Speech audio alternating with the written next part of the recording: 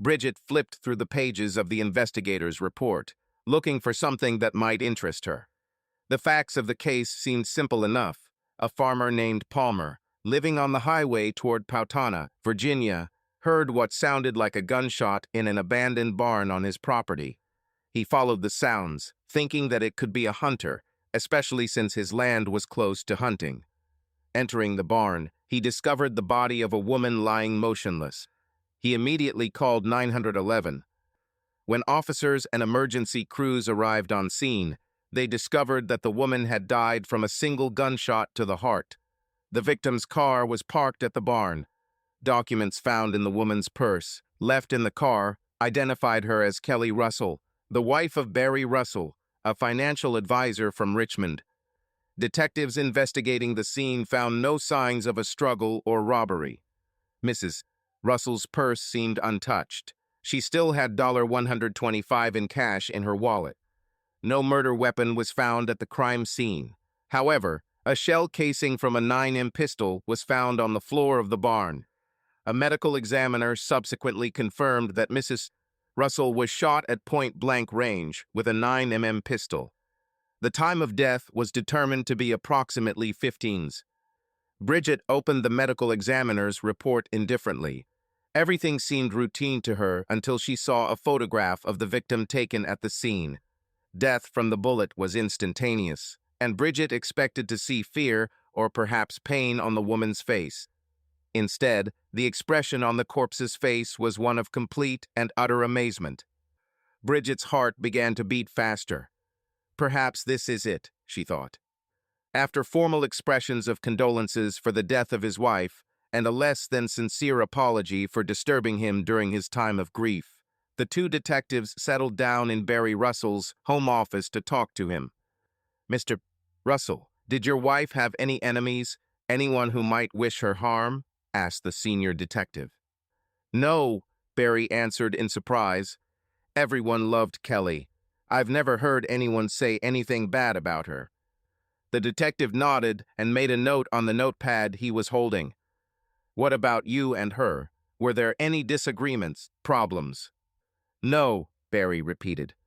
"So your marriage was perfect in every way, no quarrels, no disagreements," the detective insisted. "Well, no, I wouldn't say that," Barry backed down. "Every marriage has some friction, you know, expenses, budgets, priorities, that's all." The young detective leaned forward. "So you were fighting over money?" "We didn't fight," Barry said quickly. "We had a few disagreements, but nothing out of the ordinary." He glanced at the detective's left hand. "I see you're wearing a wedding ring, detective. Are you saying that you have never had any disagreements with your wife about expenses?" The older detective laughed, and the younger one blushed. "Let's go back to the day your wife died," he said. "What was she doing in that old barn on the Palmer farm?" "I wish I knew, detective," Barry said. "As I told the police, she called me and asked me to meet her there at 2 o'clock. She said there was a big opportunity she wanted to show me, but she didn't have time to discuss it at the time. I didn't really want to go there, especially since I had a meeting at my home office at 4, but I promised her I'd be there." "But you didn't have time," suggested the young detective. "No, I didn't," Barry explained. "I got a flat tire on the way there. It took me quite a while to change the spare tire, and I got pretty dirty in the process. When I finished, I barely had time to get home, shower, and change before my client arrived at 4. "I understand," muttered the senior detective. "Why didn't you call AAA to help you change your tire?" "It's just," Barry responded, "I'm not a member of AAA." The detective nodded. "And what did Mrs. Russell say when you called to tell her you couldn't come?" Barry hung his head in shame. "I didn't call her. In my haste to leave, I left without my cell phone, and by the time I got home, showered and changed, the client had already arrived." "And this was at 4 o'clock?" asked the senior detective. "Yes," Barry replied. "He came on time." "And between 2 and 4 o'clock in the afternoon, was there anyone who could have seen you?" Barry thought for a moment.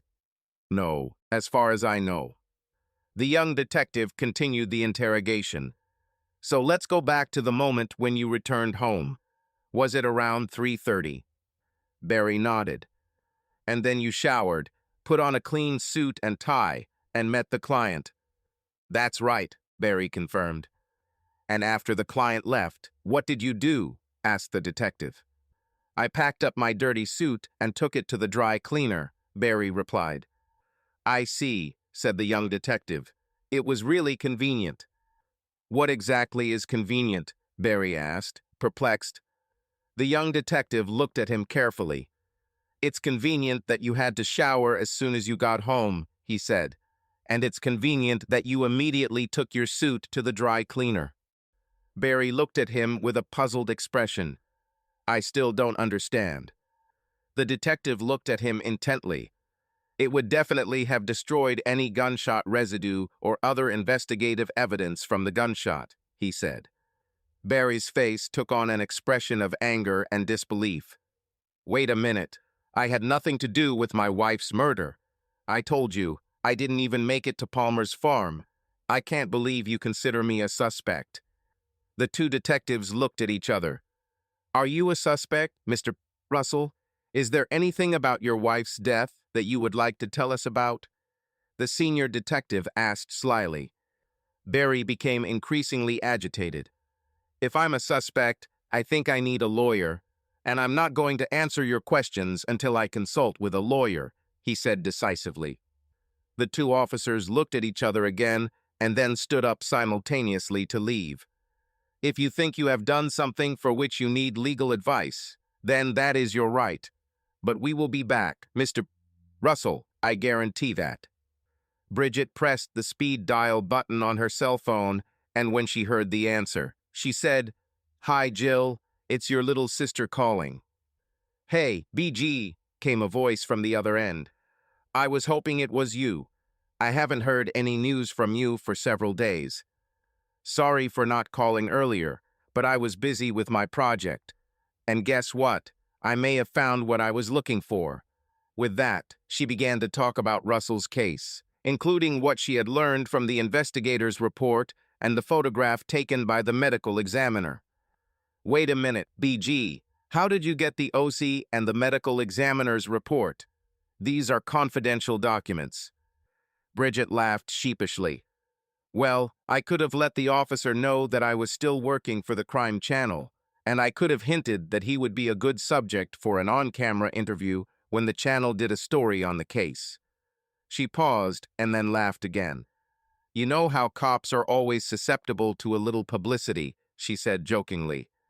You still couldn't come to terms with the fact that I went to work for the Washington police, Jill objected with good humor.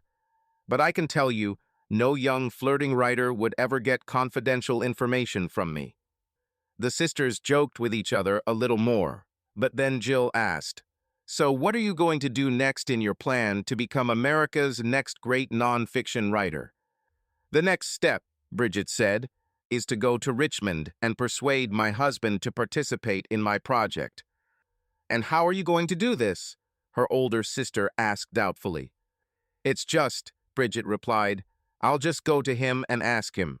In fact, I already have an appointment with him for tomorrow. Immediately, Jill's voice took on a serious tone. Listen, Bridget, I want you to be careful with this guy. You know, as do I, that when a wife is murdered, the husband is usually the prime suspect.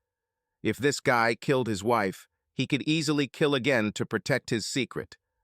Yes, ma'am, I promise to be careful, Bridget replied in a childish voice.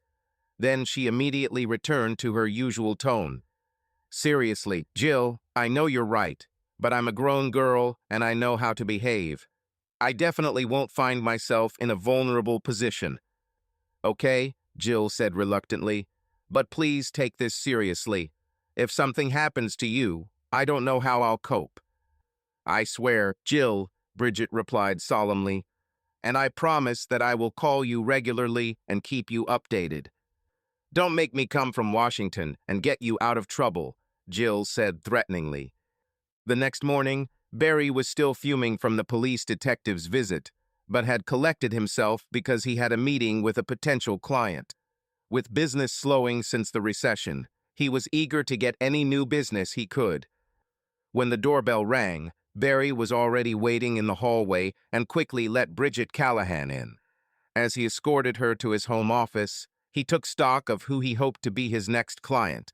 He guessed she was about 30, the same age as Kelly, he thought. She had short brown hair and appeared to have a slender, attractive figure under her business suit. After they got comfortable on the couch and chair in one part of his office, Barry poured them both coffee. He tried to make his clients as comfortable as possible so that they would be more inclined to discuss their financial situation. After taking a sip of coffee, he looked at the one he hoped to make his new client, trying to keep his eyes on her face. "So, Callahan, tell me a little about your financial goals," he said. She placed the cup on the coffee table and then folded her hands. "Firstly, Mr. Russell, please accept my deepest condolences on the loss of your wife. I know what a shock this must have been for you." "Thank you, Miss Callahan," he replied. "You are very kind." She continued calmly. "Secondly, please accept my deepest apologies for being a little misleading. I didn't come for financial advice. I came to offer you a unique and mutually beneficial proposition." Barry stared at her in surprise. "Are you a salesman?" he asked indignantly. "Absolutely not," she replied coolly. "I have worked as a writer for the Crime Channel for 5 years and have extensive experience in the field of criminal justice. Now I want to write a book about the death of your wife and the subsequent investigation to identify and bring to justice the criminal. For this, I have come here to ask for your full cooperation on every stage."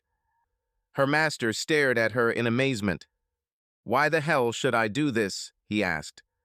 She looked at him motionless. "Because if you don't, you're in an absolutely hopeless situation." Barry stood up flushed. "If that's a threat, I can assure you that it won't work on me. Now I think it's time for you to leave, Miss Callahan." The young woman sat calmly despite his anger. "Please, Mr. Russell, let me explain. Give me 5 minutes, and if you still want me to leave, I will leave, and you will never hear from me again. Just 5 minutes, please." Barry sat down and crossed his arms. "Okay, but only 5 minutes," he warned. Bridget opened the large bag she had brought with her and took out a tablet, which she began to look through. "Mr. Russell, you have had police visits before, and I'm sure it was a very disturbing experience." "How do you know this?" he asked in surprise. "For 2 reasons," she said, counting off on her fingers. "First, as I said, I have worked a lot with police investigations, and I know how they are carried out. In the absence of a clear alternative, they always suspect the spouse." "But it's not fair," Barry exclaimed. "Are you saying that I'm already convicted just because Kelly and I were husband and wife?" Bridget paid no attention to his objections. "The second reason I know this is because of the news in today's edition of the Richmond Times-Dispatch." "What news?" Barry demanded. "I haven't seen today's newspaper." She handed him the tablet. The Times-Dispatch local news section was opened in a web browser. Under the heading, Police Question, Husband in connection with Russell's murder, the article stated that detectives had conducted a second round of interviews with Barry and described him as a person of interest. The reporter added that no charges had been filed at this time. The rest of the article was devoted to the description of the crime itself. "It's horrible," Barry screamed as he finished reading. "It sounds like it's only a matter of time before he gets arrested." When Bridget just nodded, Barry sank into his chair. "I thought in America you're innocent until proven guilty." "In court, that is true," said Bridget, "but you have already been tried in the court of public opinion, and from now on you will have to fight an unequal contest." Before she could continue, the phone on Barry's desk rang. He walked up to the machine and said, "I need to take this call. This is my regular client." When she nodded, he picked up the phone and said, "Hello, Tom. How can I help you?" He listened for a while, and a shadow of dissatisfaction appeared on his face. Tom, you've been a client of mine for a long time. Aren't you happy with the performance of your portfolio? There was another long pause, and his dissatisfaction deepened. But you can't believe it, he said finally. No matter what your wife's friends say, I had nothing to do with what happened to Kelly. My God, I loved her. After another long pause, his shoulders slumped and his voice became quieter. Okay, Tom, I understand. Maybe after everything is cleared up, we can do business together again. He hung up slowly, then returned to his chair. I can't believe it, he said in a low voice. It was one of my oldest clients calling to stop doing business because his wife and her friends thought I was responsible for Kelly's death. Bridget moved closer and patted Barry's hand in sympathy. I'm so sorry, Barry, but this is exactly what I was saying. Since the police haven't arrested anyone, people are starting to speculate about what happened, and it's no wonder they start with you. Barry covered his face with his hands. I would never have believed it if I hadn't received that call. I just can't understand how people who have known me for so long can assume that I am capable of murder. It's a terrible thing, Barry, but the lack of evidence only adds fuel to the fire. People assume that something must have happened that they didn't know about. She shook her head. And that's not the worst of it. Even if you are completely acquitted, there will still be people who won't know about it, or, even worse, won't believe it. Juicy rumors are much more powerful and fascinating than ordinary facts. Doubts and accusations often remain alive even after the case is closed. And I guarantee you that any good news about you will not receive as much publicity as the bad news. I just can't believe this is happening. What should I do? Change my name and move to another country? Barry asked in desperation. I think there's another option, and that's why I'm here, Bridget said. I told you that I am a writer. Let me write your story. Open up to me. Share your thoughts and feelings along with the facts of the case. Let people see the truth. But what's the difference with the stories you wrote for the Crime Channel? He asked. This is completely different, Bridget emphasized. First of all these shows on television are about crimes that happened many years ago. Secondly, they only make stories about guilty people, never about those who were wrongly accused. I want to write about cases as they unfold. I want to get to the truth before the facts are established. She paused and took a deep breath. Have you ever read Truman Capote's In Cold Blood? When he shook his head, she continued, This is perhaps the most famous non-fiction crime book. One of the reasons it was unique was the wide access that Capote was given to the two killers. He was able to learn about the relationship between them and describe their thoughts and emotions. Well, I want to go further than Capote. I want to follow the crime almost from the moment it was committed. I want to get to the truth before the facts are established. This all sounds very interesting, Miss Callahan, but what does it mean to me? Asked Barry. It means everything, Barry, she said confidently. No one has done this before, and it's sure to get a lot of attention in the media. My book will ensure that people not only know that you were acquitted, but also what you went through in the whole process. I'm sure that people will literally fall at your feet to apologize for their doubts about you, and you will be welcomed back into society with open arms. Barry looked at her as she finished her description. Then a mysterious expression appeared on his face. There's just one problem with all of this, he said. When she looked at him questioningly, he said, What if I'm guilty? Bridget stared at him in surprise and swallowed hard. But then she regained her composure and said, Then I will come and see you in prison. He looked at her for another long second, then looked down at the Times-Dispatch article. Finally, he nodded and extended his hand. Okay, Bridget, we have a deal. Hey, sis, guess what? I met this guy, and he actually agreed to have me write his story. He agreed to open up and let me know what he thinks and feels. This could be my big break. Well done, BG. I'm no literary expert, but I think you've really found something new. What were your first impressions after meeting him in person? Well, he seems smart and successful, at least until recently. The recession has hit his business, And now the suspicions surrounding his wife's death are already starting to have further consequences. That's not what I asked. BG, do you think he's guilty or not? You just can't stop being a cop, huh, sister? But to answer your question, I'm not sure. At first, I was inclined to think he was innocent. He doesn't strike me as the kind of man who would kill his wife. I heard as he talked about her to one of his clients, and he seemed genuinely saddened by her death. But there was one thing that made me think when I was telling him about my book and how it would help people understand that he was innocent. Asked, what if I'm guilty? Why would an innocent person say such a thing?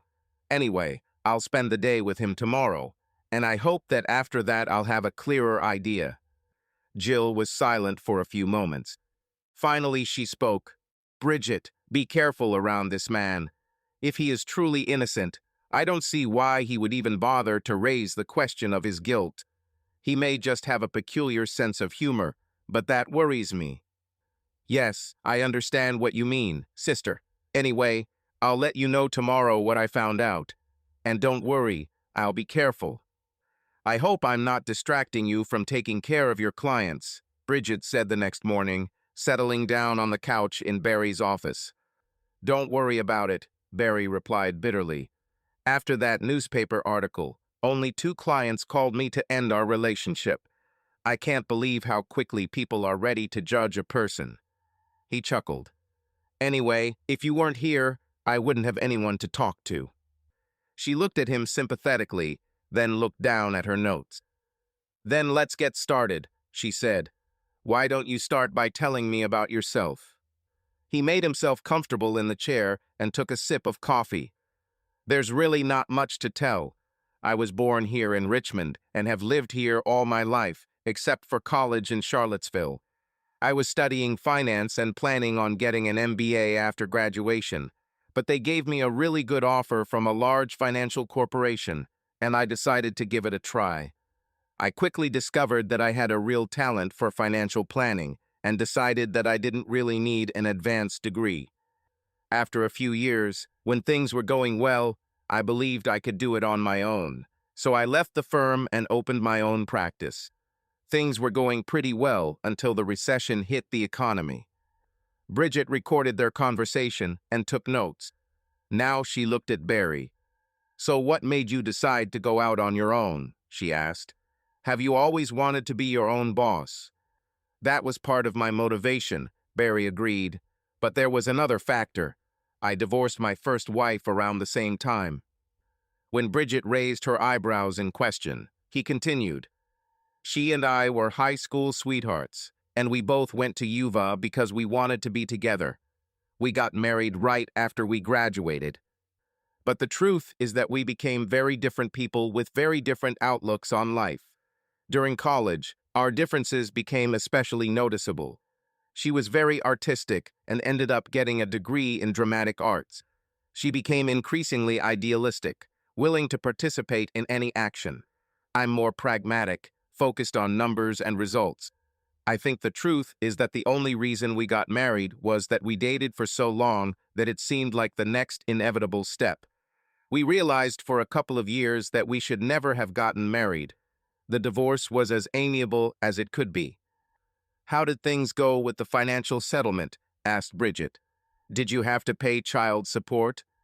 No, Barry replied with satisfaction. I was lucky.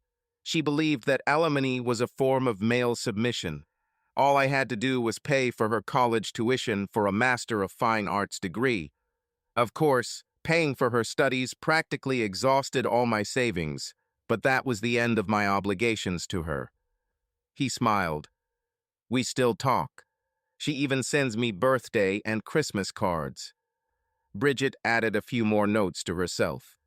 So at that point, you were in your mid-20s, divorced, working, but essentially broke. He smiled again. That's it. I assessed my capabilities and decided that if I ever wanted to start my own business, then this was the perfect time to take the leap. I had no dependents, no obligations. So I did, left, opened my own agency, and started acting. I had some luck and things took off, and then they started going really well when I met Kelly. Bridget straightened up. How did this happen? He blushed. To be honest, I met her through one of the online dating services. When she looked at him with a questioning look, he hurriedly continued. You wouldn't believe how hard it is to meet suitable, attractive women after college. I was working 70 and 80 hours a week. I didn't have time to hang out in bars or go to clubs, so I decided to try an online service, and that's how I got her and found me. Although now that I think about it, she actually found me first. In any case, from the first time we met, everything worked out. We seemed to have so much in common, our values, our views and interests. It seemed that everything I liked was her favorite too. Even our stories were similar. She just got out of a bad marriage in Atlanta and moved to Richmond for a fresh start. Like me, she preferred smaller cities where it wasn't as easy to get lost as in big cities. How long did you date before you got married? Asked Bridget. This time Barry blushed. We got married just 6 months after we first met. I know it might seem a little quick in today's world, but we both knew what we wanted and what we liked and just didn't see the point in waiting. Barry spread his arms, almost as if he was pleading with Bridget. I know you've seen pictures of her, so you know how beautiful she was. But it wasn't just her looks that attracted me. It was her style, her values, her views, and what attracted me most was her intelligence and pragmatism. He leaned forward towards Bridget. Let me give you an example. It turns out she was doing well financially after the divorce and wanted to protect those funds in case things didn't work out for us. I felt the same way about my business, so we agreed to sign a prenuptial agreement, protecting those assets in the event of a divorce. Many women would feel threatened by such a proposal, but she immediately understood that I was trying to protect both of us. He leaned back in his chair. I'll never find anyone like her. That evening, when she called her sister, Bridget was in a thoughtful mood. I know I have to keep some distance, she said, but I can't help but sympathize with this guy. He just doesn't strike me as the kind of guy who would kill his wife. Jill's voice sounded like she was giving a lecture. Bridget, do you know what a sociopath is? She asked. Of course I do, Bridget replied sharply, and Barry is not a sociopath. I think he is an intelligent, caring man who has suffered a terrible loss and is now being wrongly accused. He certainly doesn't seem crazy to me. But that doesn't mean he's not a sociopath, Jill countered. Listen to some of the characteristics that are commonly seen in sociopaths, and I quote, superficial charm and good intelligence, no signs of irrational thinking, unreliability, lies and insincerity, lack of remorse and shame, antisocial behavior. The list goes on. Where did you get all this information? Bridget demanded. This is from the book The Mask of Sanity by Hervé Cleckley. It is considered one of the leading clinical descriptions of psychopathic and sociopathic behavior, Jill said firmly. Well, I'm still not convinced, Bridget said decisively. Firstly, many of these traits could describe a lot of people who are completely normal. Secondly, the absence of signs of irrational behavior does not prove that he is crazy. And thirdly, you do not know whether such others apply to Barry characteristics like lying and antisocial behavior. Hey, BG, I'm not making accusations here. I just want you to stay on guard with this guy. If he really is a sociopath, and I'm not saying he is, just that it's possible, then he could be very charming and manipulative. I'm just saying that you should keep your eyes open and take no chances, okay? Okay, sis, okay, Bridget sighed. I'll be careful. You've always taken care of me. I won't do anything stupid. Bridget was just about to leave Barry's house the next afternoon when her cell phone rang. When she looked at the display, she was surprised to see that it was Jill calling again. I'm so glad I got through to you, Jill said breathlessly. In all our conversation yesterday about sociopaths, I completely forgot about something else you said. Didn't you mention that Barry and Kelly had a prenup? Yes, it is, Bridget replied. But why is it so important? You do not understand, Jill said excitedly. This is the motive for the murder. Barry's business is losing money and he needs an influx of capital. She has money from her ex-husband, but Barry can't get to it through divorce because they have a prenuptial agreement. But in the event of her death, all the assets go to the surviving spouse. Follow the money, Bridget. That's the oldest motif in the book. When Bridget didn't respond, Jill continued impatiently. So, what do you think, BG? I never thought about the consequences of their marriage contract, Bridget said quietly. I'm definitely going to want to explore that. Then, speaking hastily, she added, Listen, sis, I'm late. I'll call you back later and tell you what I found out. Just pay attention, Jill said before Bridget hung up the phone. As she drove her car out to Barry's house, Bridget felt dizzy. Could he really be a killer? She wondered. Could this all just be a matter of greed? As she drove, she reminded herself that the killers in Capote's book were also just thieves, and that did nothing to diminish the book's impact. But she was surprisingly sad at the thought that Barry might be a killer. He just doesn't seem like that type, she thought sadly. Barry was working on a spreadsheet when Bridget finally arrived. When she entered his office, he noticed the expression on her face and immediately knew that something was wrong. What happened, Bridget? What happened? A curious expression appeared on her face, and she remained standing instead of sitting on the sofa. Finally, she took a deep breath, as if preparing for something unpleasant, and spoke. I don't know whether you realized it or not, but yesterday you told me something that could have been a possible motive for murder. When Barry looked at her questioningly, she rushed forward. You told me that you and Kelly had a prenuptial agreement that divided her premarital assets. As a result, the only way to access her funds to save your business is to inherit them in the event of her death. Barry looked at her for a long time, and as she watched him closely, Bridget found herself holding her breath. Then he suddenly burst out laughing. Does this bother you? There were no problems getting extra money. Kelly was going to provide a loan from her funds to my business to survive. We even drew up a contract that included all the conditions. I don't know where the contract is now, but maybe I can find it if it makes you feel better. He paused and then continued more quietly. We were going to sign the contract the same night she was killed, but we didn't have that opportunity. He sat down heavily on the office sofa, apparently remembering his last communication with his wife. Bridget sat down next to him, clearly relieved to have such a simple explanation of the situation. I'm so sorry, Barry. I should have known things weren't what they looked like. I'm just trying so hard to explore all the possibilities, and this whole case is so puzzling. He looked at her knowingly. No, don't apologize. You're trying to do your job, and that means exploring every possible possibility. I'm just flattered that you don't want to find me guilty. She smiled shyly at him. He smiled back and then stood up abruptly. Listen, having to deal with all this stuff is driving me crazy. Let's not waste any more time on this today. I don't have any appointments this afternoon, and I'm tired of being cooped up now that spring is here. Let's go out and enjoy the good weather, leaving all this police business aside. That sounds good, Bridget agreed immediately, and allowed Barry to lead her out to his car.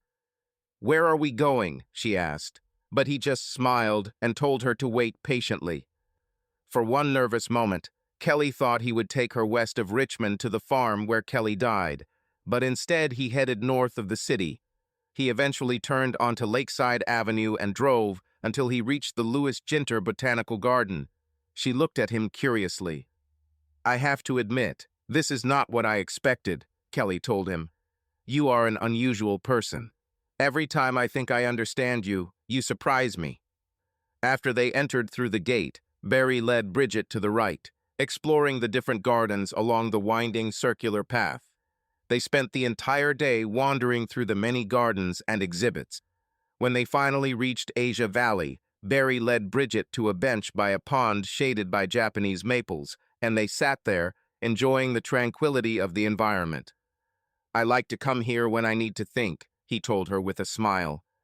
By the time they got back to his car, The shadows had lengthened, and, seeing the time, Barry apologized to Bridget for keeping her so long. She quickly dismissed his concerns. It was a wonderful day. Barry, I feel like I never had the chance to leave. This is the first time I could forget about everything else and just enjoy myself. He hesitated for a moment and then asked her if she had any plans for the evening. When she replied that she didn't have any, he continued, I don't know about you, but after all this walking, I'm starving. Would you like to have dinner with me? Then, before she could respond, he added, but on one condition, we won't talk about the crimes or Kelly or anything like that. Bridget smiled and readily agreed. They left the botanical garden and Barry drove her down the James River before they arrived at Bookbinder's, an old restaurant housed in a converted tobacco warehouse. The evening was warm enough for them to sit at a table on the terrace. Barry ordered a bottle of wine and dinner conversation flowed easily. First, they discussed what they liked about the botanical garden. Barry then told Bridget about other places and activities in Richmond that she might enjoy. Later, the conversation moved on to other topics, and Barry regaled her with funny stories about his college days and adventures in starting his own business. As they finished and walked back to the car, the temperature had dropped enough for Barry to offer his jacket, and when she nodded gratefully, he draped it over her shoulders. Once they got back to the car, Barry drove them across the river on 14th Street and continued driving until he got onto 301. He then turned north and drove them across the Robert E. Lee Bridge so she could enjoy the view of the city lights.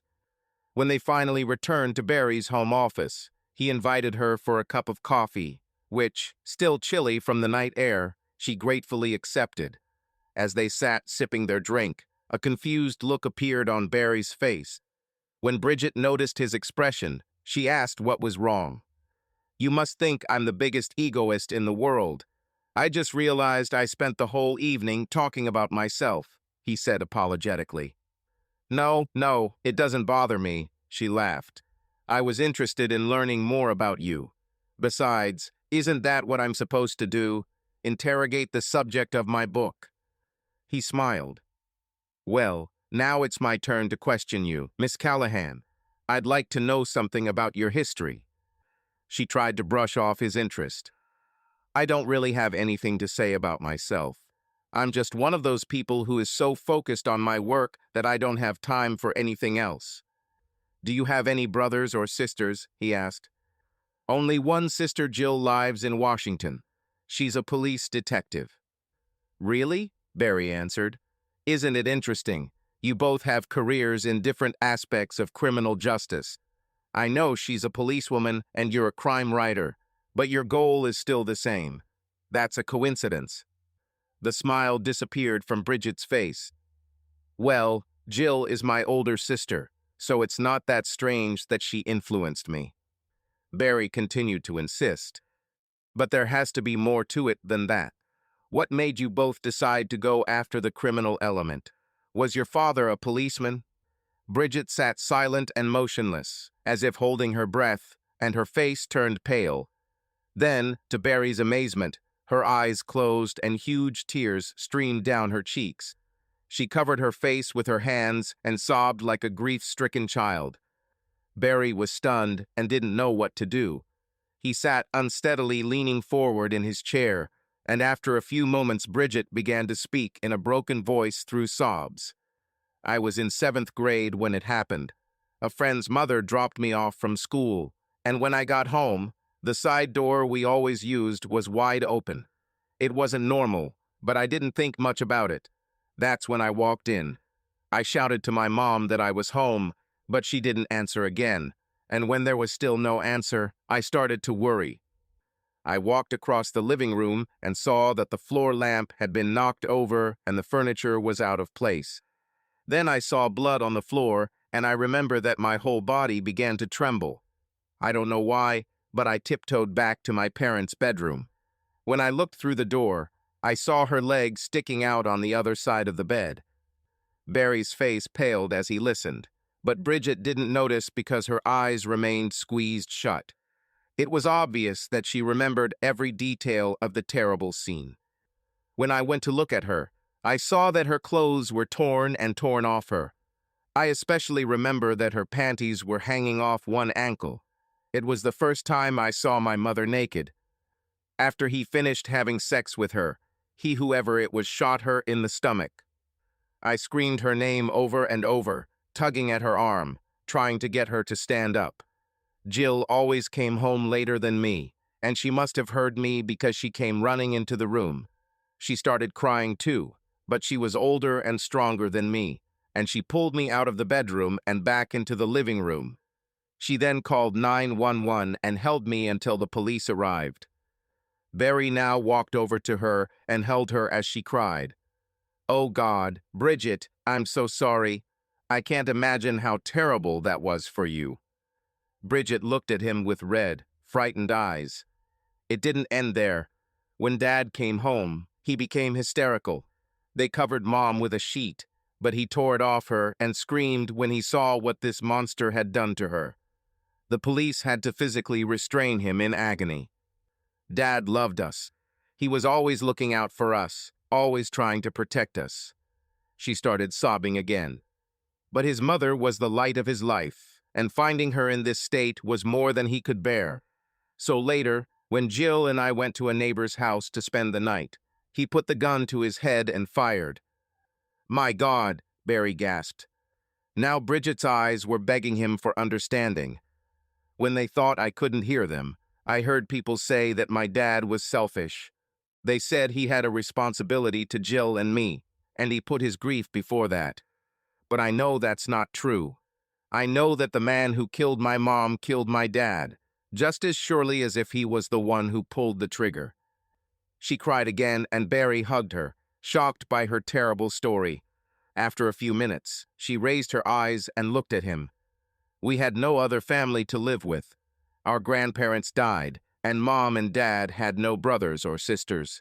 The authorities wanted to place us in foster care, but Jill was 18 by then and fought them. She eventually became my legal guardian and raised me. Things were tough, but we had money from Dad's life insurance and Social Security, and we made it through.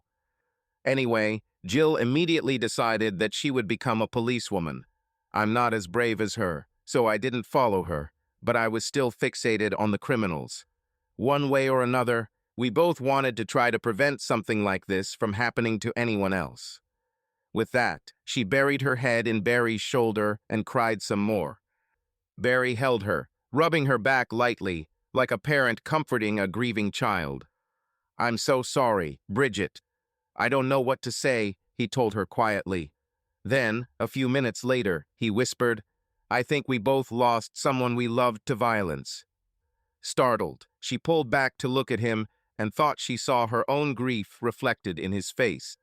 In her pain, she completely forgot that he had just lost his wife. She pulled him close to her, and they both clung to each other like lost souls. After a while, they both calmed down, and then Bridget pulled back far enough to look Barry in the eyes. She then leaned forward to kiss him tenderly on the lips. He kissed back with warmth and gratitude. She pulled back to look at him again, and this time he saw determination in her eyes. She leaned in again, but this time her kiss was full of promise. The strong emotions she had felt now turned into passion, and her lips parted to allow her tongue to explore his mouth. Almost instantly, heat flared up between them, and they merged in a passionate embrace, like lovers long separated from each other. Finally, Barry pulled away and held her at arm's length. "Are you sure, Bridget?" he asked. Without hesitation, she replied, "I am more confident in this than anything in life." With these words, he took her into his arms again and began to almost desperately kiss her lips, eyes, and neck. Suddenly, he scooped her up into his arms and carried her back to the master bedroom, laying her on her back and stretched out next to her. Between kisses, they began fiddling with each other's clothes, desperately trying to remove any barriers between them.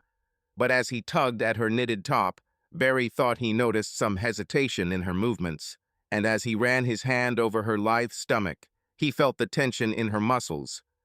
"What is it, Bridget?" he asked anxiously. "Is there something wrong? Do you want me to stop?"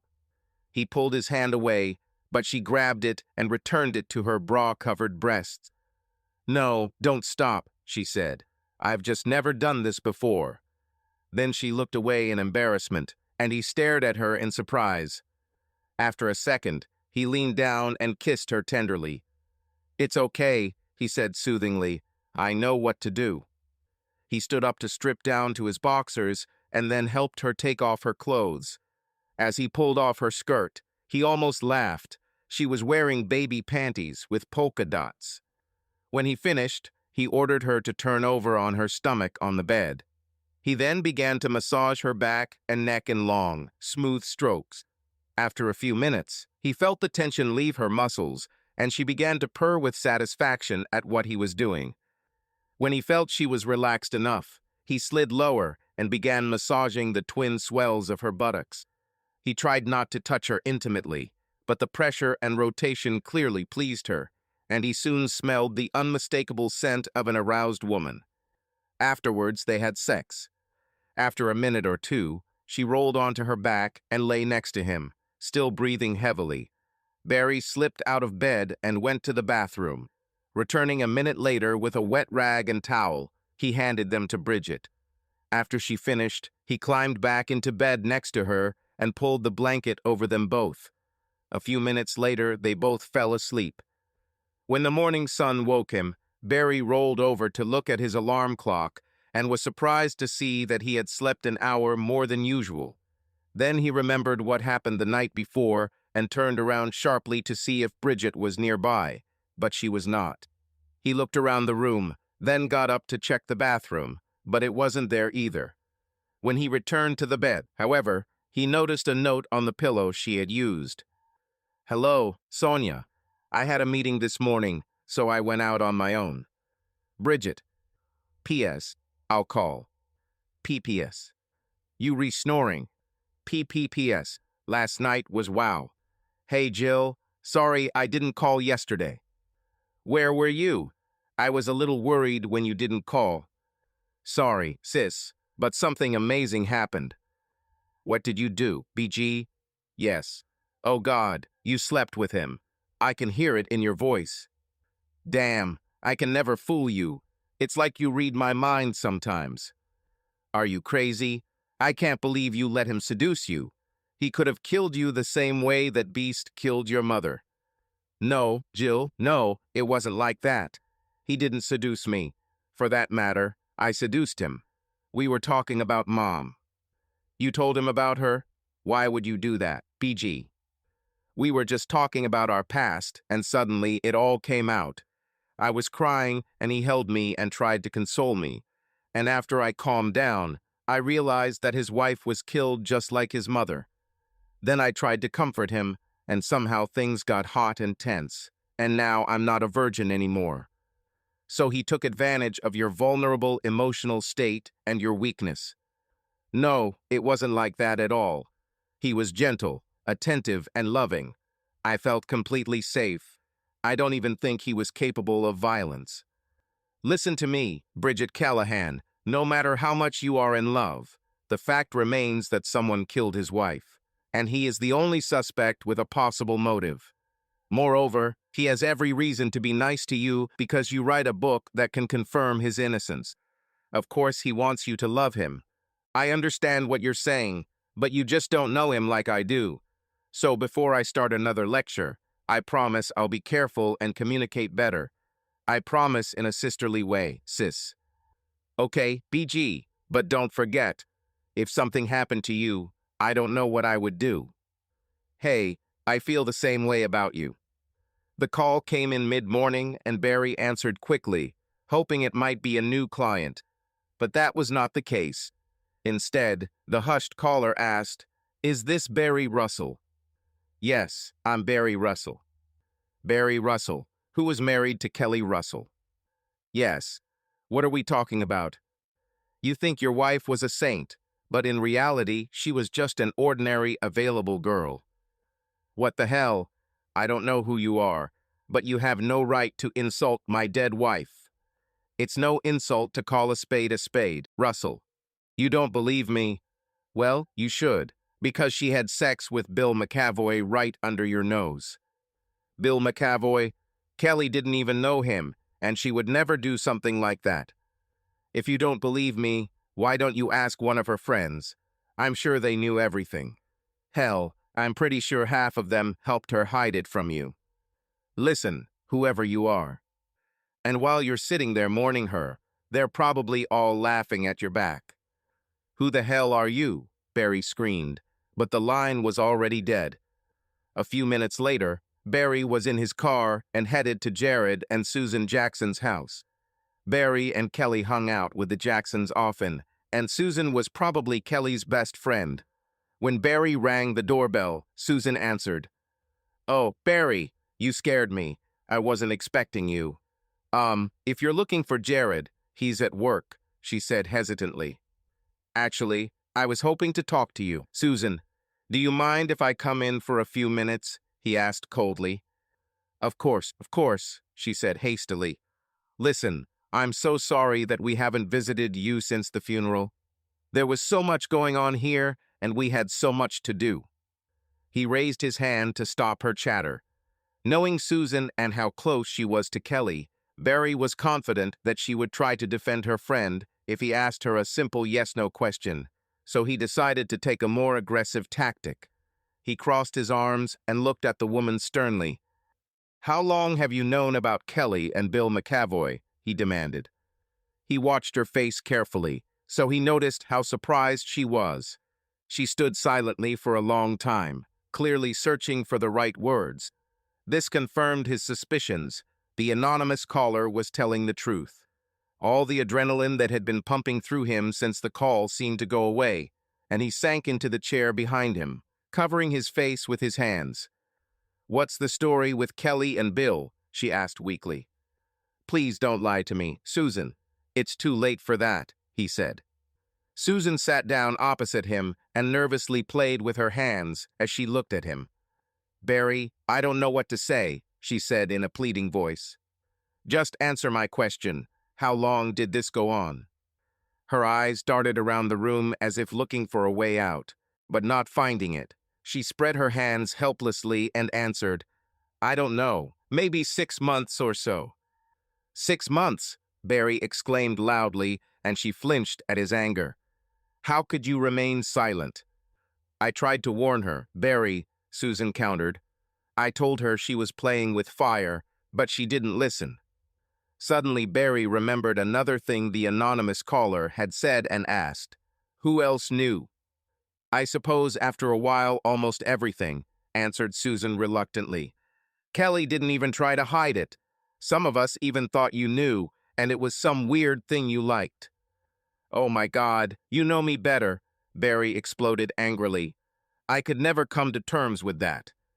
Susan sat with a pale face on a chair, moving as far away from Barry as possible.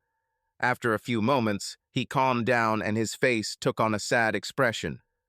"Why didn't you tell me, Susan? 6 months. Why didn't you let me know?" She held out her hands in supplication. "I couldn't, Barry. She was my friend, I just couldn't." He stood up and looked at her coldly. "I thought you were my friend too. Thanks for nothing." He then left the house and drove away, leaving a shocked Susan to reach for her phone to call her friends. Late that evening, Bridget drove up to Barry's house and rang his doorbell. When he opened the door, she jumped in surprise. He stood holding a bag of frozen peas over his eye. "Oh my God, Barry, what happened?" "I got into a fight," he said, letting her into his office. "Did you get into a fight?" Bridget asked in disbelief. "That's not your style." Barry began to tell the whole story, starting with the anonymous call and meeting with Susan Jackson. After she confirmed everything, I drove straight to McAvoy's office. The scoundrel inherited a fortune when his wife died of cancer, and now spends most of his time fiddling with his stock portfolio. When I walked in, he was dating some guy who works for him, but I interrupted them.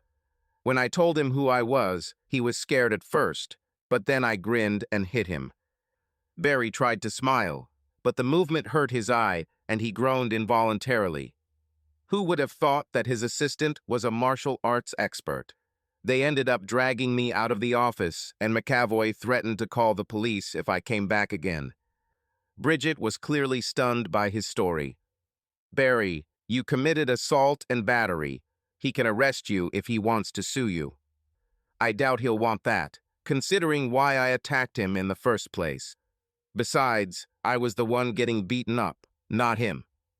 Bridget looked at him disapprovingly. For a guy who just started a fight, you don't seem very contrite. His expression darkened noticeably. I don't even know what I'm supposed to feel. I've been grieving all this time over the death of my wife, and now it turns out that she cheated on me behind my back. What am I supposed to feel? I'm angry, I'm hurt and confused, and I'm definitely not going to repent for attacking the scumbag she cheated on me with. Bridget flinched at his outburst, but she felt a wave of sympathy as she tried to imagine how conflicted he must feel.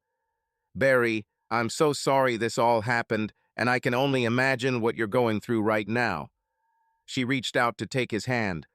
You want me to stay with you tonight, to talk about everything. He shook his head, and his face scrunched up in pain again.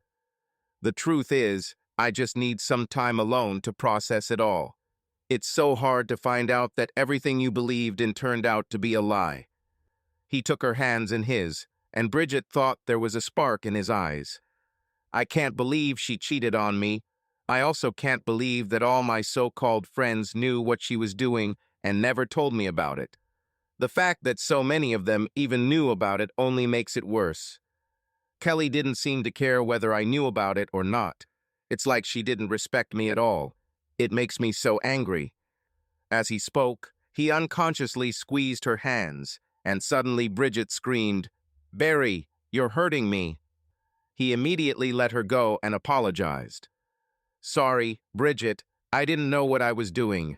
You can see why I'm better off alone tonight. She nodded and raised her hand to touch his face. I'll call you tomorrow to see how you are, she promised as she turned to leave. As she left, her brow furrowed with worry. I've never seen him like this before, she thought. Hey sis, it's me. What's wrong, BG? Yesterday your voice sounded like you were ready to sing, and today it feels like you have the weight of the world on you. What's going on? Jill, I'm so confused about Barry. Let me tell you what happened today. Afterwards, Bridget recounted the events of the day to her sister, especially his attack on Bill McAvoy and the anger she saw in him. He didn't look like himself at all, sis. There was a rage in him like I'd never seen before. It scared me a little. Wow, that's a really interesting story, and it also raises some interesting questions. What if the motive for Kelly's murder wasn't money, but jealousy? I don't even need to tell you how many husbands have killed their wives for that reason. But that can't be true, sis. He only found out about her cheating today. We don't know that, BG. All we know for sure is that he found out today who she cheated with. What if he somehow found out about her infidelity earlier? What if he was the one who lured her to that farm and shot her for treason? I don't know, sis. He didn't act like that when I talked to him this afternoon. That's right, BG, he was faking it. That's what I was trying to tell you. Guys like him can be very convincing. I hear what you're saying, but I still don't think you're right. While you're thinking about that, let me give you something else to think about.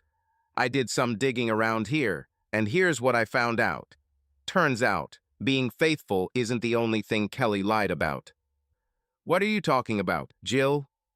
Turns out Kelly Russell's story is a little more complicated than Barry told you. In fact, I think it's a lot more complicated than he knows. I did a search on her, and this is what I found out. She comes from a poor family that lived in Floral. Alabama is a small town on the border between Alabama and Florida.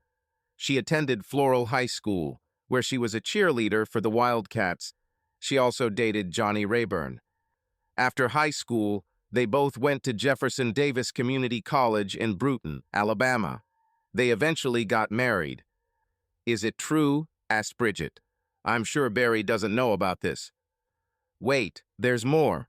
Turns out she left Rayburn after only 1 or 2 years of marriage and went to Atlanta. She must have been a real beauty even then, because she met her next husband while she was working as a bartender at Coyote Ugly. He was a contractor who was taking advantage of the Atlanta construction boom. They ended up getting married quickly, but after just a couple of years of marriage, he suddenly died of a heart attack. After that, she moved to Richmond, and of course, that's where she met Barry. Wow, she was a busy girl. There's one more thing, BG. The Atlanta police told me that the contractor's family never liked Kelly and didn't believe he had a heart problem. They were pestering the police and the courts to reopen the investigation into his death. This is all interesting information, sis, and it will help expand my novel. But I'm not sure how it fits into the current situation. Do you think that someone from the contractor's family could be the killer? I don't know. BG, I'm just trying to help you gather enough evidence so you can put it all together. But one thing is for sure, don't let your guard down around Barry Russell.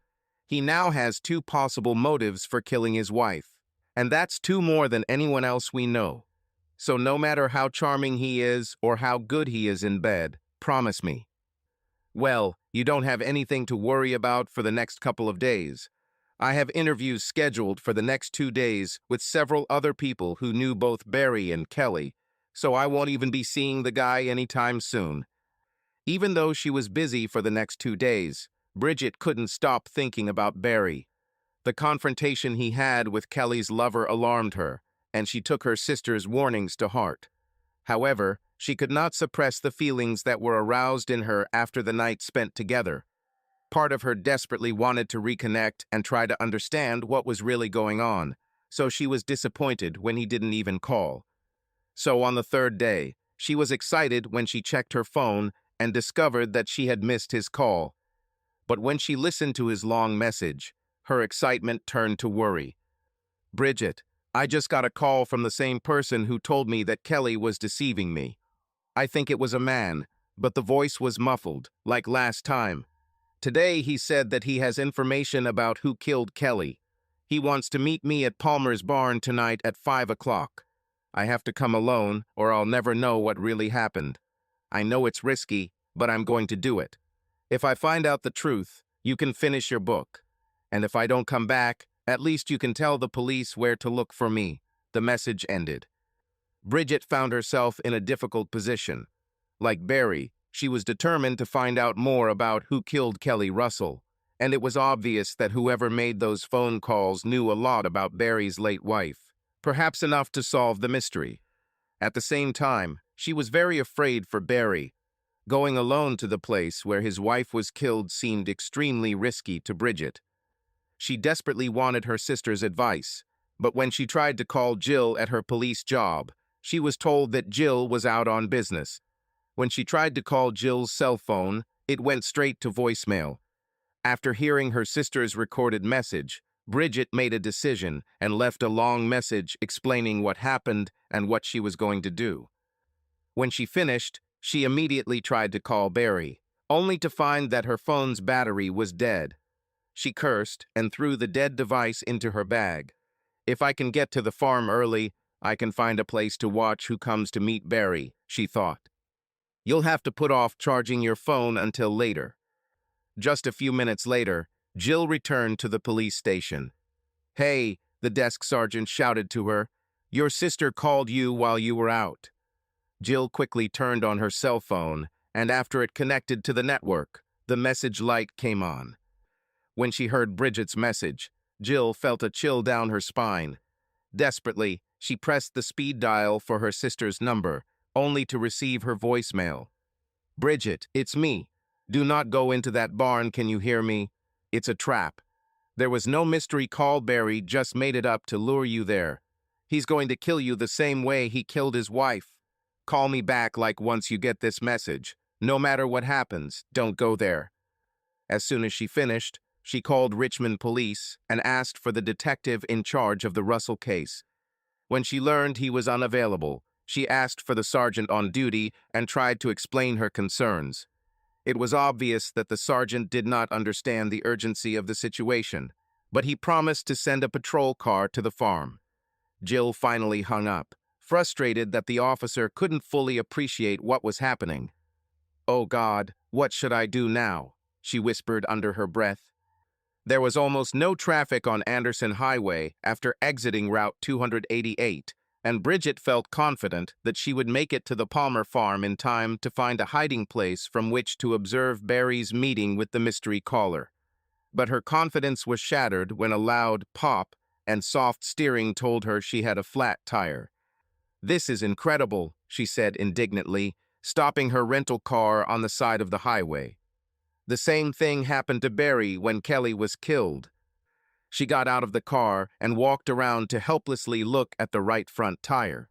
She had never changed a flat tire before.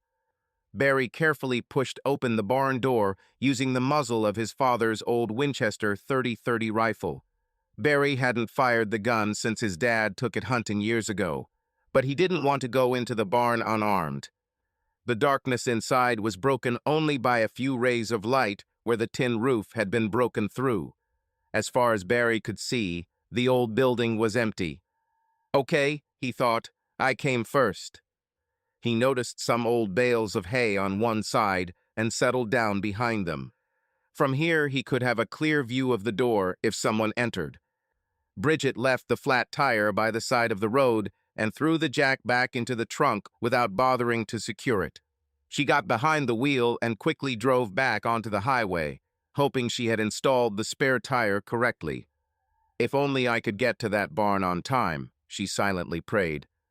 Barry's eyes adjusted to the gloom, and in the silence his ears caught all the creaks and groans of the old barn every time a gust of wind hit it. As a result, he heard a quiet footstep on the floor behind him, but before he could turn around, a blow to the back of his head sent him flying into the darkness.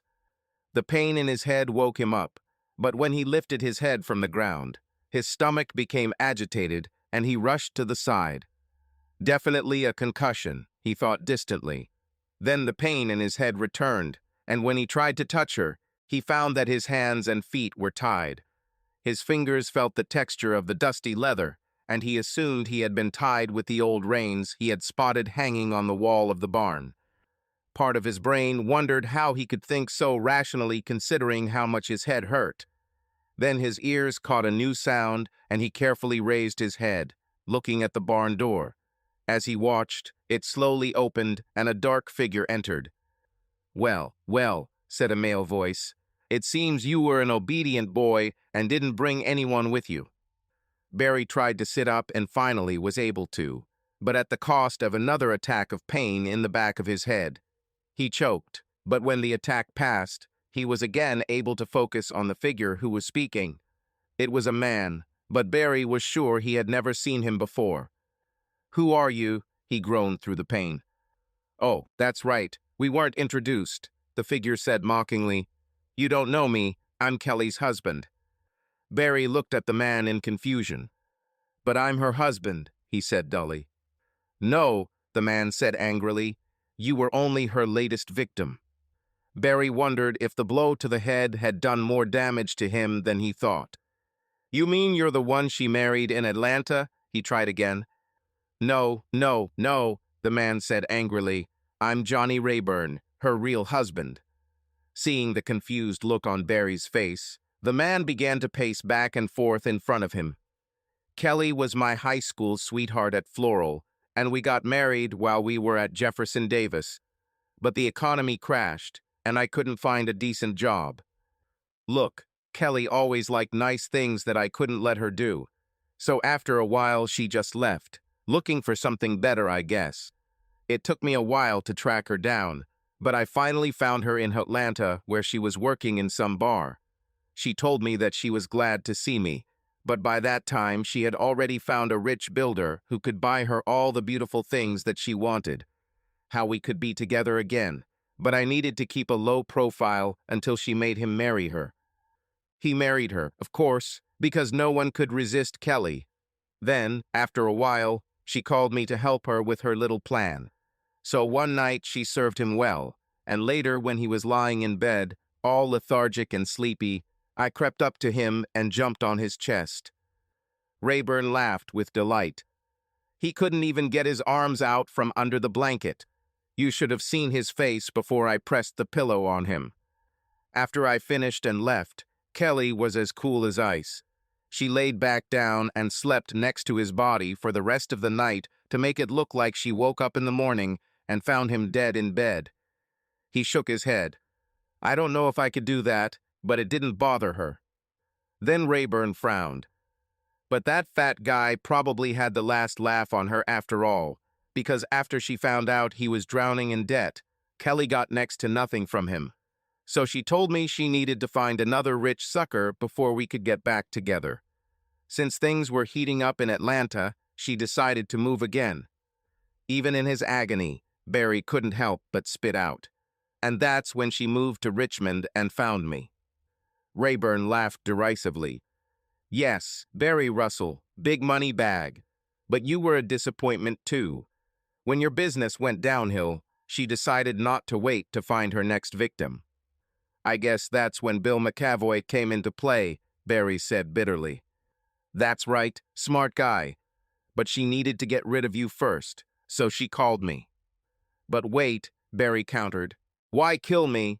She could have just divorced me and moved in with McAvoy. Rayburn looked at Barry like he was an idiot. Well, she had to at least get something out of this situation, right? And since we had a prenuptial agreement, the only way she could get money from you is if you died. Barry was still confused. But it was Kelly who was killed, not me. Rayburn's face contorted with anger and despair. Everything was prepared. I was hiding here in the barn, and you were supposed to come in and get shot by an unknown shooter. But you didn't come. And suddenly she burst through this door to check what happened, and I accidentally shot her.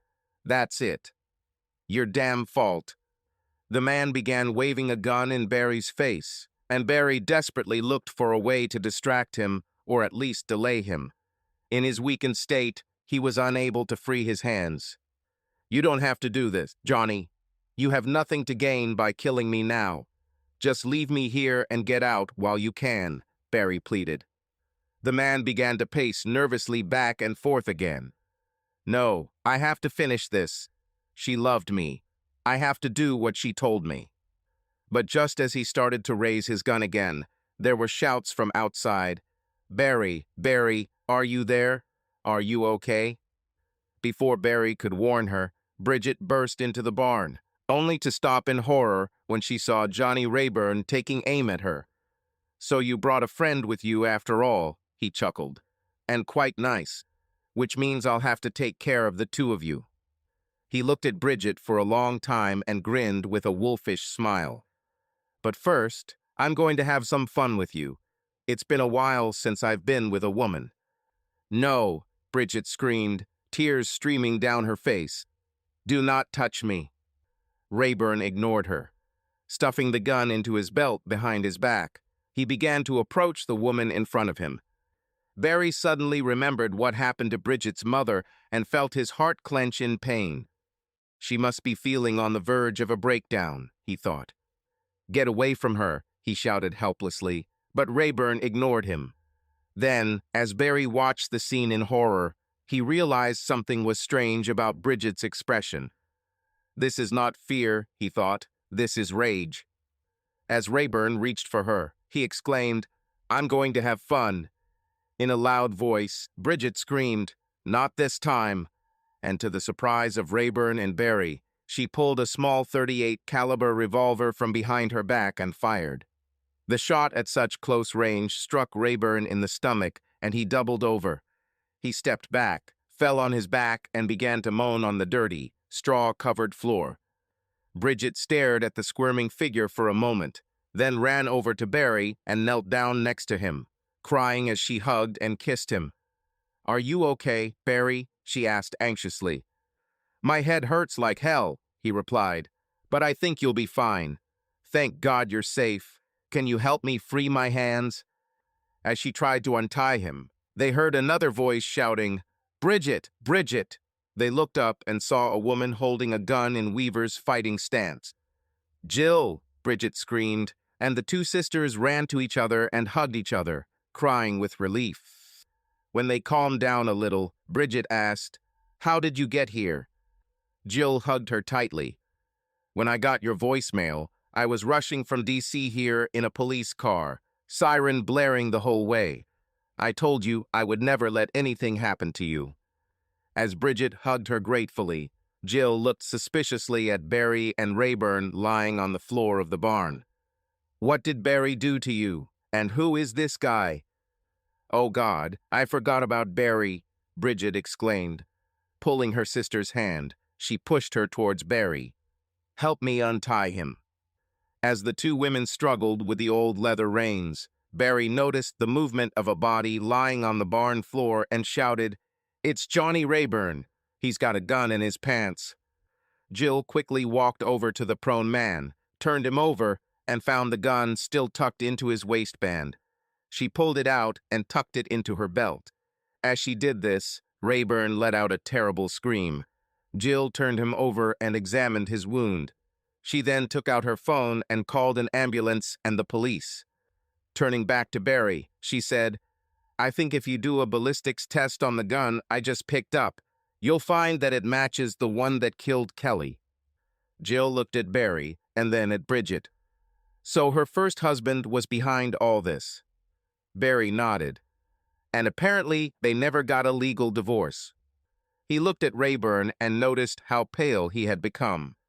"How is he feeling?" he asked Jill. In a quiet voice, she replied, "He's bleeding a lot. There's not much I can do for the wound in his stomach. I don't think he'll live until the ambulance arrives." Bridget sobbed at those words and Jill hugged her. "It's okay, BG. You did what you had to do. I'm proud of you." Barry looked at Bridget with confusion. "I didn't know you had a gun. Where did you get it from?" Bridget shrugged, embarrassed. "Jill gave it to me years ago. After what happened to Mom, I always hated guns, but Jill insisted that I always carry one with me for protection. I've kept it in my purse all these years, but this is the first time when I had to use it." Then Johnny Rayburn groaned again. The three of them came to kneel next to him, and Rayburn opened his eyes. When he saw Barry, he said in a hoarse voice, "I tricked you, man. It wasn't an accident. When she walked into the barn and saw you weren't here, she got angry. I begged her to forget the plan and leave with me. Then she told me that she didn't love me and would never come back to me. Then she laughed at me and I shot her." Barry, Bridget, and Jill looked at each other. Rayburn's voice became even weaker. Then, to their amazement, Rayburn began to laugh. "You won't leave me now, Kelly. This time I know where you went, and you better get ready because I'm going there too." He laughed once more, and then his head fell back to the dirty ground and his eyes froze. Jill touched his carotid artery, then shook her head and closed the dead man's eyelids.